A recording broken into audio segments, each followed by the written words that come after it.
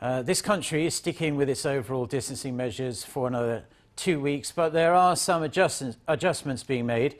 These revisions include an increase in the permitted size of private gatherings and later opening hours for movie theatres, restaurants and coffee shops. And this is the prelude to a scheme dubbed Living with COVID-19 starting in November that'll lead the way back to normal life. Our Bae Eun-ji has more. Under the new social distancing rules, Seoul and the surrounding areas are still at the highest level of social distancing, level 4, and the rest of the country at level 3. But starting this week, movie theaters and performance halls in the Seoul area can now stay open 2 hours longer, until midnight. And with the National College entrance exam approaching, study cafes can too. Outside the capital region, the extended hours also apply to restaurants and ordinary cafes.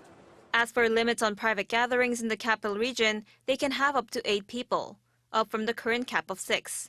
This is permitted regardless of whether it's before or after 6 p.m. But at least 4 people in the group have to be fully vaccinated.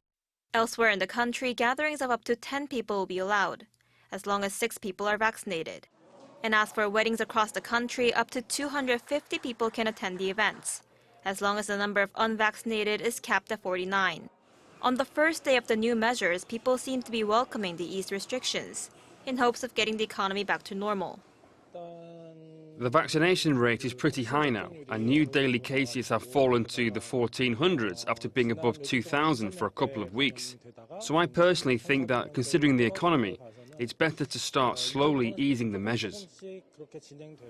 Another Seoul resident that came to watch a movie said he does think it's great that we are going back to normal, but showed concerns about people lowering their guard.